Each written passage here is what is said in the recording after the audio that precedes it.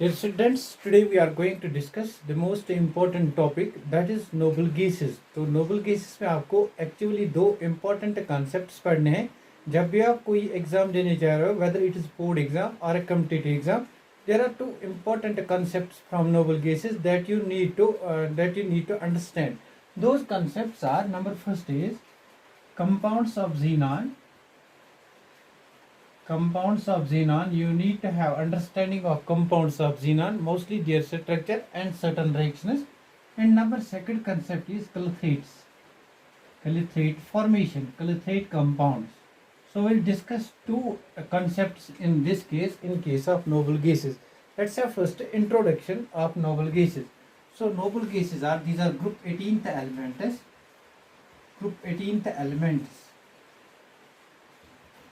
These are usually considered as unreactive elements. Earlier they were unreactive elements. Now why these noble gases are unreactive? Now our first question becomes why they are unreactive. Now the reactivity or unreactivity of less reactivity of, or we can say less reactive. The less reactivity of noble gases is attributed to two factors. Number first factor is their high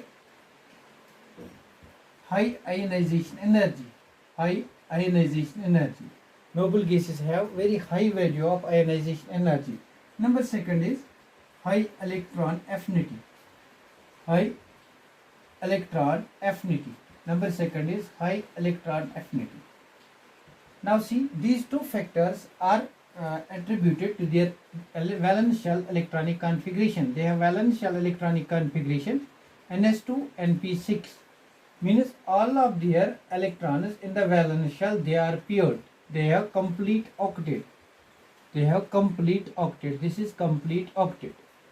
Because of their complete octet, they are less reactive. Because of this complete octet, they have high value of ionization energy.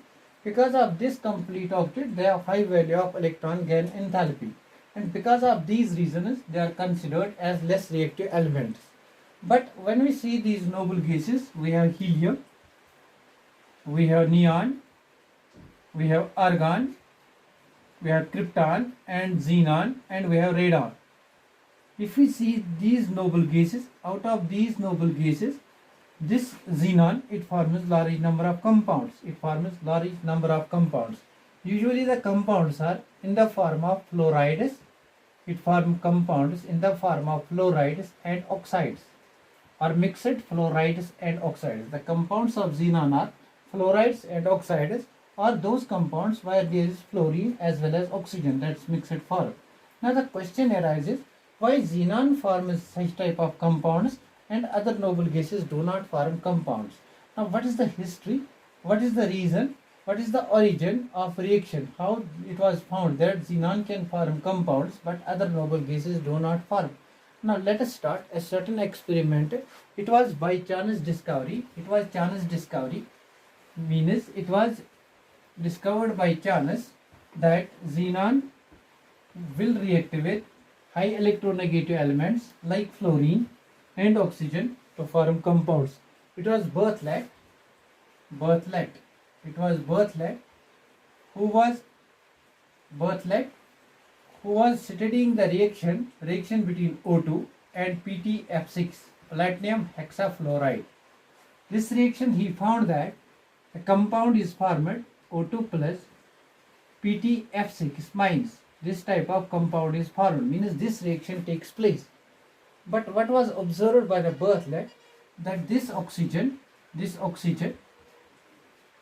its ionization energy is 1165, approximately 1165 kilojoules per mole. Its ionization energy is 1165 kilojoules per mole. And to his surprise, the ionization energy of xenon, it's comparable to the ionization energy of oxygen. It is 1170 kilojoules per mole. Means the ionization energy of oxygen and xenon are almost similar. And the diameter of oxygen, it is 4 angstroms. The diameter of xenon, it's also 4 angstroms. Therefore, if oxygen could react with PtF6, Berthollet has no reason to say that xenon could also react with PtF6. Since ionization energy of these two elements, oxygen and xenon, it is same, the diameter is same. Because of similar ionization energy and diameter of oxygen and xenon, Bartlett suggested that xenon could also react with PtF6 to form a compound of this type. Means he suggested that xenon could react with PtF6. It will form a compound like that of oxygen, that is xenon plus PtF6 minus. So such type of compound was later on found to exist, and this was how xenon could react. Because why xenon shows reaction similar to that of oxygen? Because of its ionization energy which is comparable to that of oxygen, and its diameter which is comparable to that of oxygen. Since oxygen is reactive, it forms large number of compounds. Therefore, Bartlett believed that xenon could also form large number of compounds. Now, this is the discovery how it was found that xenon could form large number of compounds. Later on, it was found that xenon forms large number of compounds, and the compounds of xenon were mostly in the form of fluorides, such as XeF2, such as XeF4, such as XeF6. We will discuss these a little later. And in the form of oxides such as XeO3, such as XeO2F2. Now the question arises, why only compounds with fluorine and oxygen have been observed? Why not with other elements? Why only compounds with oxygen and fluorine have been observed? Why not with other elements? So first question comes over here, why xenon forms compounds? Why xenon forms compounds only with fluorine and oxygen? Why not with other elements? So the reason over here is, we know that these noble gases, they are less reactive. They have complete octet. Their electron gain affinities are high. Therefore, they can react. Their electron gain affinities, they have very high value of electron gain affinity. That's why these do not usually react with other elements. But when we have a high electronegative element like that of fluorine, its electronegativity is 4.0. Oxygen, its electronegativity is 3.5. Since these two elements, they are very high electronegative elements, they have a chance to react with xenon. They can react with xenon. So other elements in the periodic table, their electronegativity is less. Means in the periodic table, the electronegativity of these two elements is more. That's why these two elements could react with xenon.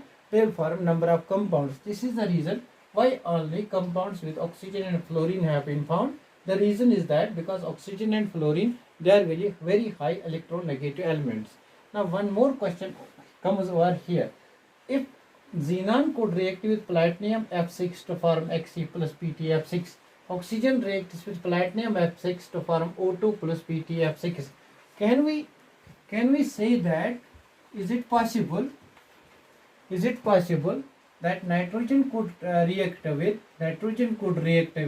PtF6 to form N2 plus PtF6 minus? Is it possible this type of compound could exist?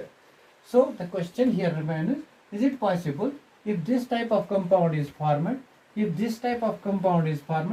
we say that nitrogen can react with PtF6 to form this type of compound? No, it is not possible. This type of compound is not possible. Why? Because ionization energy of nitrogen, it is very high.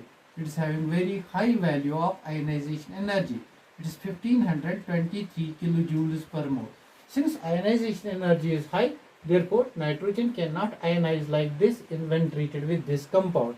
So if a question is asked in your examination, oxygen reacts with PtF6 to form this type of compound, is it possible that nitrogen can react with PtF6 to form this type of compound? If yes, then how? If no, then why not? So it cannot form. The reason is that ionization energy of nitrogen is very high compared to that of oxygen. So we know that ionization energy of these elements, these noble gases, it is very high. Out of them, the ionization energy ranges like this. So अगर हम यहाँ पे अब हमने बताया जो ionization energy है उसकी वजह से अगर आयनाइजेशन एनर्जी कम है तभी रिएक्शन होती है। तो हमारे पास यहाँ पे हीलियम है, then we have neon, then we have argon, then we have krypton, then we have xenon, then we have radon. तो हमने जीनॉन में बताया इसकी ionization energy 1170 kilo joules per मोल है, 1170 किलो जूल्स पर मोल है। बट इसकी ionization approximately 2300 something. Let me check the values. 2372, 2082, 1520, 2372, 2082, 1570. These are ionization energy values. These are ionization. You need not to remember these ionization values. You need not to remember these ionization energy values.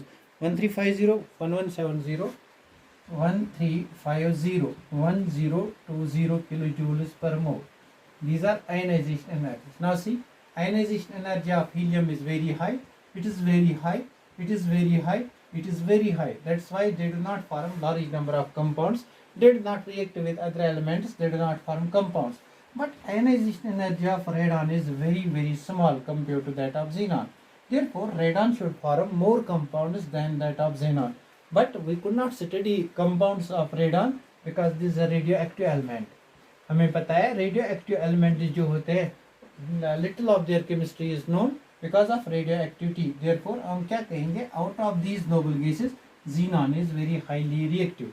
Now, the three questions we have discussed. Why xenon reacts with compounds like fluorine and oxygen? Why not with other elements? It is because of high electronegativity of fluorine and oxygen. If oxygen forms a compound with platinum hexafluoride, can nitrogen form? No, it's not possible because ionization energy is high. Now, why only compounds with oxygen and fluorine is formed? We have discussed it. Now, what type of compounds are actually formed by xenon? Now, let us discuss compounds of xenon. Compounds of xenon. Now, compounds of xenon. This is very important. Compounds of xenon. कभी भी आप competitive exam देने जाओगे तो structure of compounds of xenon को भूल नहीं जाना। इनकी स्ट्रक्चर में से एक क्वेश्चन डेफिनेटली कॉम्पिटिटिव एग्जाम में पूछा जाता है। That's from bonding perspective. तो कौन कौन से कंपाउंड्स बनते हैं? We have fluorides, xenon hexa difluoride, xenon tetrafluoride, xenon hexafluoride. These are the compounds. हमें हमारे पास बनता है XeO3, XeO2F2, XeO4. These are the type of compounds. These are the type of compounds which are formed by xenon. Xenon difluoride, xenon tetrafluoride, xenon hexafluoride, xenon trioxide, xenon difluorodioxide, xenon tetroxide. There are other compounds. Let us see other compounds as well.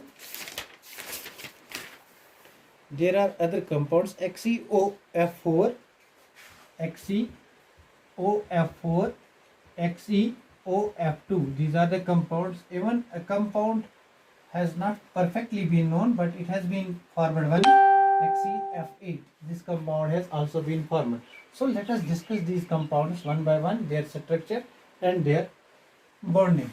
So let us discuss these compounds. Let us take first XeF2. So we will discuss first type of compound, that is XeF2. Now आपको पता है जो भी हमारा noble gas है xenon, उसमें valence electrons कितने होंगे? 8 वैलेंस इलेक्ट्रॉन्स। नोबल गैस में NH2 NP6 8 वैलेंस इलेक्ट्रॉन्स होते हैं। और जो हमारे फ्लोरीन है, जो भी हेलोजेंस होते हैं, दे आर मोनोवैलेंट ग्रुप्स। यहाँ पे मोनोवैलेंट ग्रुप 2 होंगे। यहाँ से हम क्या निकाल सकते हैं? Lone pair. Lone pair is equal to valence electron minus bonds formed. तो वैलेंस इलेक्ट्रॉन यहाँ पे 8 है, बॉन्ड्स यहाँ पे मोनोवैलेंट ग्रुप से 2 बनते हैं, 8 minus 2 दैट इज 6। यहाँ पे xenon के पास 3 लोन पेयर्स हैं, that is 6 electrons, 3 lone pairs है। तो ये हमारा xenon है। इस xenon के पास हमारे पास 3 लोन पेयर्स होने चाहिए और 2 फ्लोरीन होने चाहिए। उससे पहले हम इसकी हाइब्रिडाइजेशन निकालते हैं। हमें पता है hybridization is equal to 1/2 V plus M, where V is the valence electrons on central atom, xenon is central atom, that's 1/2. Valence electrons is equal to 8, monovalent groups is equal to 8 plus 2 is equal to 10/2, 10/2 is equal to 5, therefore 5 orbitals are involved in hybridization. These 5 are, one is S and P3 and D. Now अब आपको पता है xenon difluoride में कौन सी hybridization होती है? sp3d। Now you know that whenever there is sp3 dehybridization, shape of the molecule should be trigonal bipyramidal. Geometry should be not shape trigonal bipyramidal. It should be trigonal bipyramidal. तो हम यहाँ पे बनाएंगे trigonal bipyramidal geometry. This is xenon. Trigonal bipyramidal means this is one bond, this is one bond, this is one bond, and two pyramids. Now अब हमारे पास only दो fluorine atoms है. These fluorines occupy axial positions. और lone pair of electrons जो है हमारे, they will occupy equatorial positions. Now there are three lone pairs of electrons. Three lone pairs means three pairs. Three lone pairs. These are three lone pairs of electrons. अब आप देखो ये structure कौन सी shape है. This is a linear shape. So xenon difluoride में XeF2 की linear geometry होती है. इसके पास three lone pairs of electrons होते हैं और इसका बॉन्ड एंगल 180 डिग्री होता है. This is how you will apply VSEPR theory too. Now अब क्वेश्चन ये आता है कि xenon डाइफ्लोराइड को आप कैसे प्रिपेयर करोगे. How xenon difluoride is prepare. तो इन फ्लोराइड्स को प्रिपेयर करना बहुत इजी होता है. आपको सिंपल मिक्सिंग करनी होती है xenon और फ्लोरीन की. Now mix this xenon with fluorine. These two are subjected to heat. इनको हीट देते हैं. ना यहाँ पे क्वेश्चन आता है, अगर हम फ्लोरीन को एक्सेस में लेंगे तो अदर फ्लोराइड्स बनेंगे. xenon tetrafluoride, xenon hexafluoride.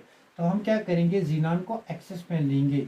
xenon को एक्सेस में लेंगे, we get xenon difluoride. Usually इनका रेशियो जो होता है that is taken as 2:1. In xenon difluoride the ratio of xenon and fluorine it is 2:1. These two are subjected to heat, we get xenon difluoride.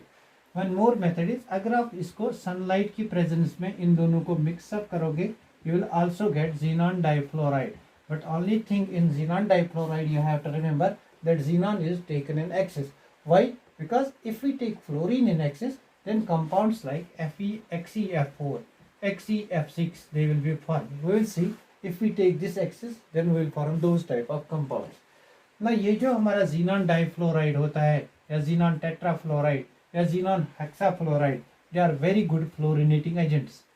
They are very good fluorinating agents. Fluorinating agents. They are very good fluorinating agents. मतलब क्या है? मतलब क्या है very good fluorinating agent का? अगर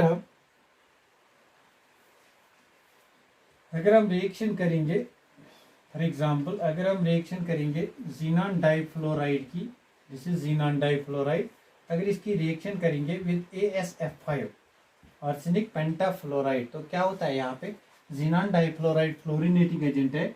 it gives its fluoride ion to this. यहाँ पे ये इसको फ्लोराइड आयन देता है.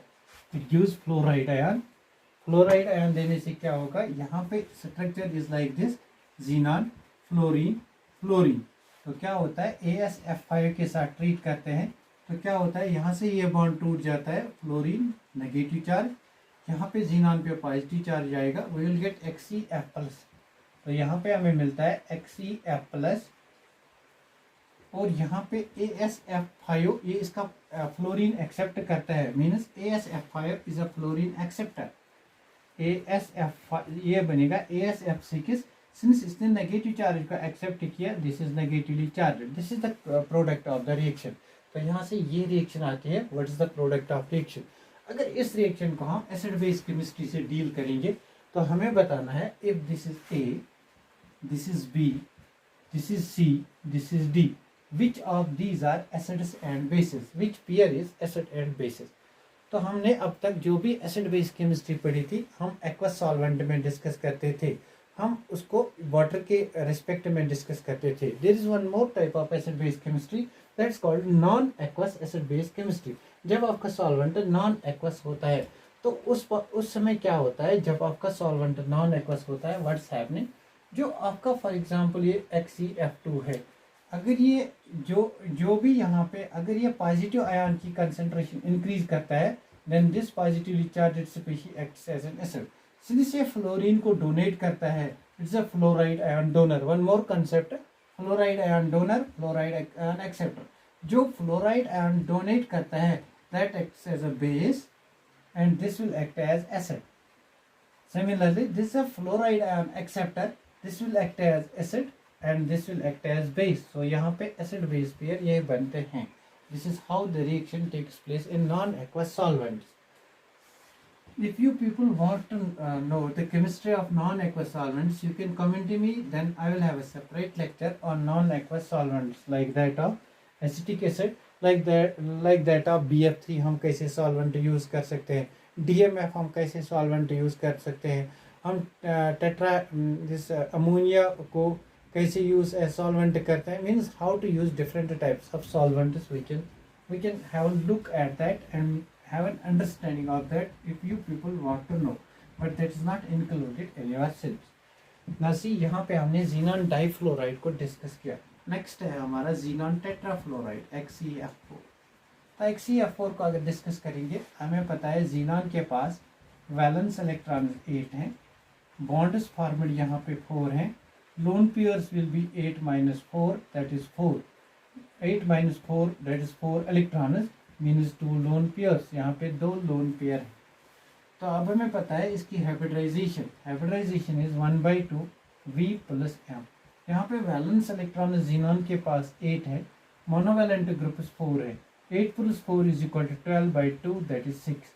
6 means 6 orbitals, 1s 3p_d2. then hybridization is sp3d2. अगर आपकी हाइब्रिडाइजेशन sp3d2 होती है तो जियोमेट्री क्या होनी चाहिए, octahedral. Now let us see is it octahedral और नॉट. मैंने आपको कहा था अगर लोन पेयर्स नहीं होगी then geometry and shape are same, but यहाँ पे कितने लोन पेयर्स हैं, 2. तो हम यहाँ पे xenon हेक्साफ्लोराइड को ड्रा करेंगे. अब this is xenon hexafluoride, here should be 6 bonds. This is xenon hexafluoride. तो these 4 fluorine atoms they are present in a square. This is square planar geometry. Now this is square planar. और यहाँ से क्या होगा हमारा lone pair, यहाँ से क्या होगा लोन पेयर. तो xenon टेट्राफ्लोराइड में lone pairs are present at equatorial position. ना इस जियोमेट्री को आप क्या कहेंगे, this is square planar geometry. Sorry, this is square planar shape. तो शेप के यहाँ पे बनेगी square planar. This is square planar. आपको याद रखना है शेप और hybridisation, only these two are important, और valence lone pair of electrons. तो शेप क्या बन जाए यहाँ पे, स्क्वायर प्लानर.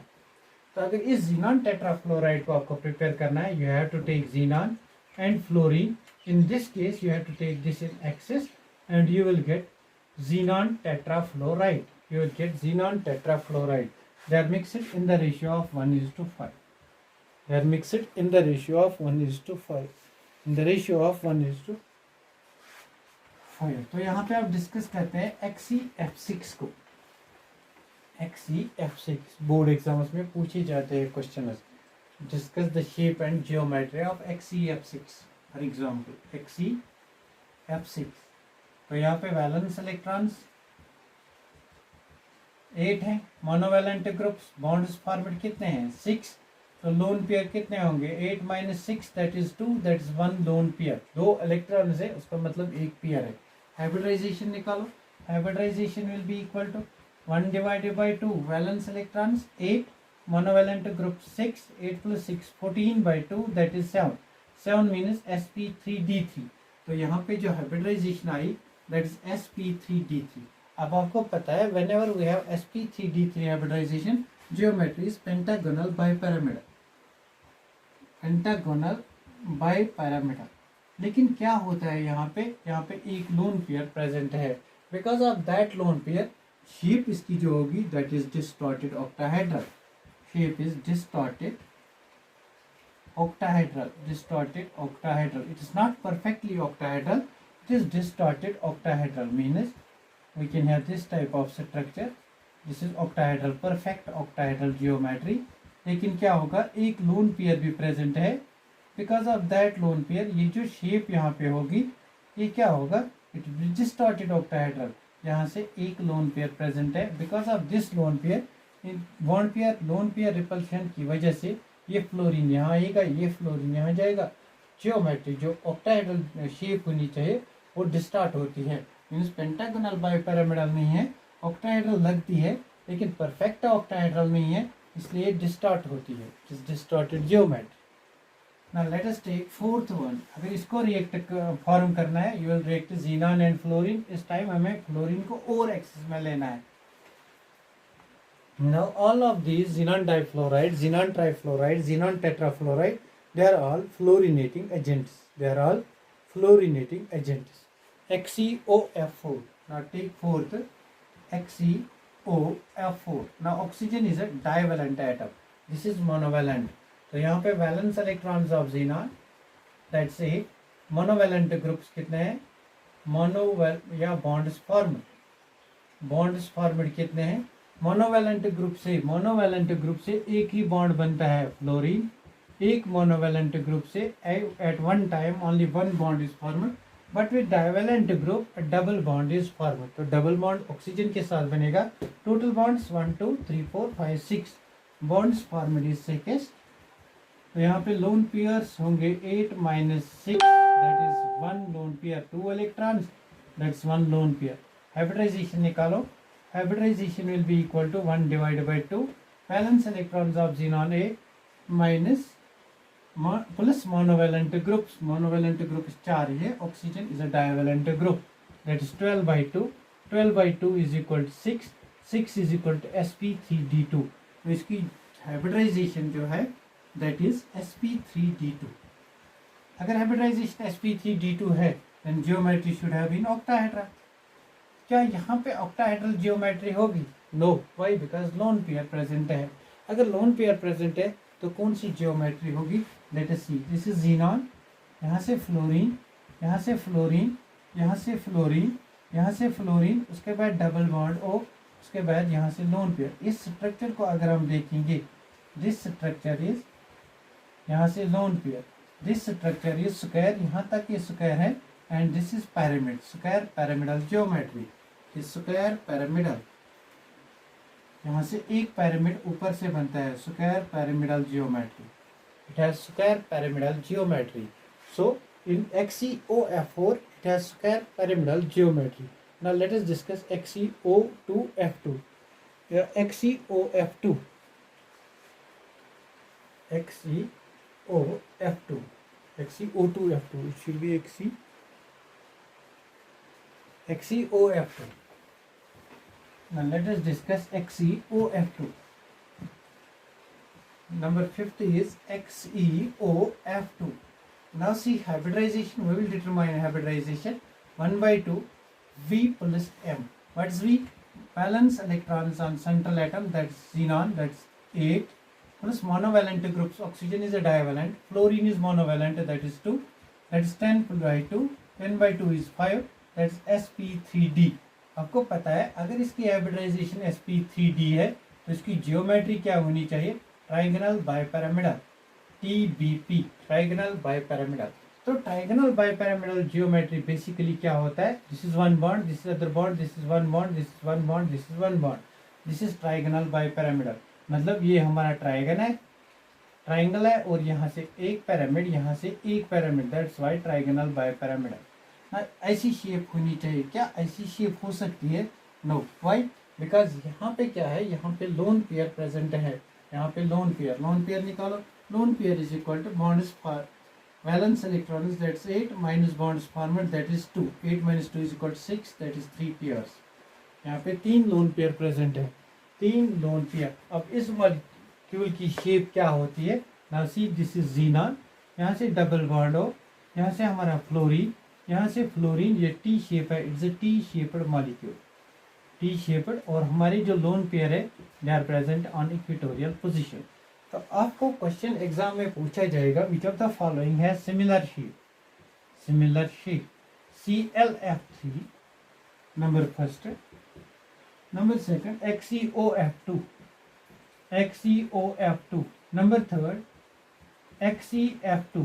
तो इनमें से सिमिलर शेप किसकी है? हमने कल ही पढ़ा था, इसकी भी टी शेप होती है और इसकी भी टी शेप है. This has a linear shape. तो 1 and 2 they have similar shape. ऐसे भी क्वेश्चन पूछे जाते हैं. The compounds having similar shape is. तो यहाँ से डिस्कस करते हैं अब एक और कंपाउंड XeO2F2.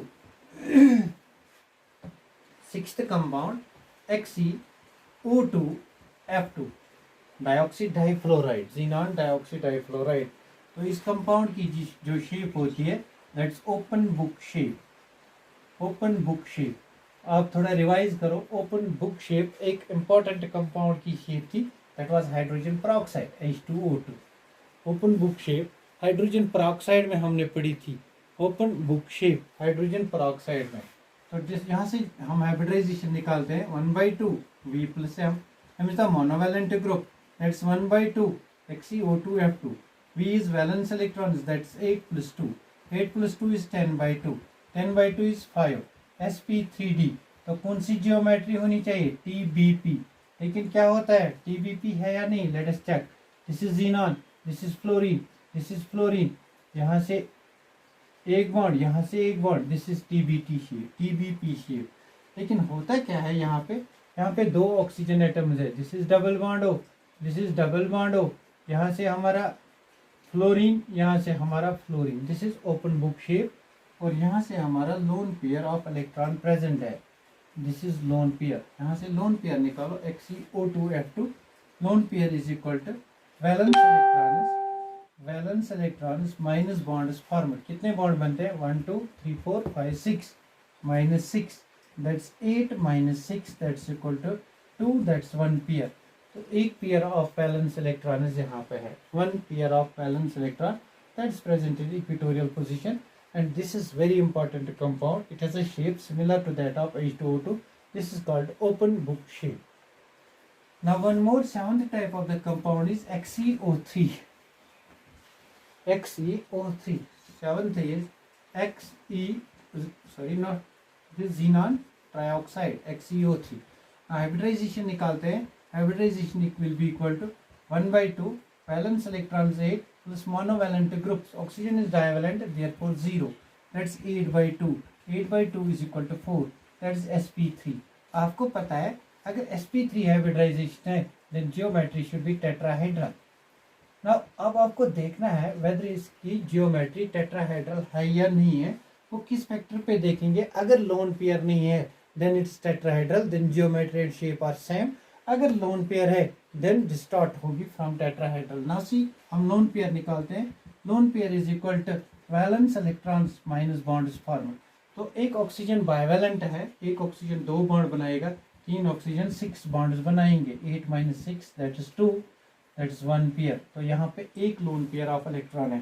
नाउ कैसे जियोमेट्री होगी? This will be the shape. यहाँ से जीनॉन, यहाँ से डबल बॉन्ड हो, यहाँ से डबल बॉन्ड हो, यहाँ से डबल बॉन्ड हो, और यहाँ से हमारा lone pair. This shape resembles to that of ammonia. Therefore आप क्या करोगे? आप रिलेट करना, जो आपको स्मॉल मॉलिक्यूल्स याद है उनके साथ भी आप रिलेट कर सकते हो। एक लोन पेयर, यहाँ से bonds, it's like that of ammonia. Geometry tetrahedral होनी चाहिए, लेकिन क्या है? Pyramidal. It is pyramidal in shape, pyramidal in shape. यहाँ पे इसकी शेप पिरामिड बनती है। One more type of compound, eighth is xenon tetroxide, XeO4. This is important. XeO4, this is also important. तो XeO4 में बेसिकली क्या होता है? यहाँ पे अगर हाइब्रिडाइजेशन निकालते हैं, that's 1/2 valence electrons 8 plus bonds monovalent groups. यहाँ पे कोई मोनोवैलेंट ग्रुप नहीं है, that's 8/2, that is 4। तो हाइब्रिडाइजेशन sp3, जियोमेट्री टेट्राहेड्रल होनी चाहिए। ना अब आपको देखना है जियोमेट्री टेट्राहेड्रल है या नहीं। हम लोन पेयर देखेंगे। Lone pair is equal to valence electrons minus bonds form. एक ऑक्सीजन बाइवैलेंट है, ये डबल बॉन्ड बनाता है, 4 8 बॉन्ड बनाएंगे। Valence electrons is 8 minus 8, that is 0। तो यहाँ पे कोई लोन पेयर इलेक्ट्रॉन प्रेजेंट नहीं है। अगर लोन पेयर इलेक्ट्रॉन प्रेजेंट नहीं है then it will be perfect tetrahedral. Question आता है which of the following has perfect tetrahedral geometry? This is perfect tetrahedral geometry. इसकी हमारे पास क्या आ गई? Perfect tetrahedral geometry, perfect tetrahedral geometry. ना हमने यहाँ पे जीनॉन के कंपाउंड्स को डिस्कस किया। अब आप इनके क्वेश्चंस ट्राई कर सकते हो। How many different types of questions have been asked from xenon compounds. तो यूजुअली इनसे बॉन्डिंग में ही क्वेश्चन आते हैं। और इसका एक और इम्पॉर्टेंट कंसेप्ट है, वो आपके सिलेबस में शायद नहीं है लेकिन हम पढ़ेंगे उसको क्योंकि वो कॉम्पिटिटिव एग्जाम्स में है। उसको हम कहते हैं क्लिथरेट फॉर्मेशन। क्लिथरेट्स, ये आपने बायोलॉजी में पढ़ा होगा कहीं पे। केज लाइक कंपाउंड्स, आयोनोफोर्स जो होते हैं जो हमारे सेल में सोडियम पोटेशियम एक्चुअली जो पंप होता है वो एक्चुअली आयोनोफोरस के मैकेनिज्म से थ्रू सेल मेम्ब्रेन जाता है। उसमें एक्चुअली क्या बनते हैं, कैलिथ्रेट्स केज लाइक कंपाउंड्स। एक परफेक्ट साइज होता है एक रिंग का जिसमें वो ions, potassium ions, sodium ions, lithium ions, they get fixed, that's known as clathrate formation. इसको हम नेक्स्ट लेक्चर में पढ़ेंगे। Thanks for watching this lecture. Please like, share and subscribe with your friends.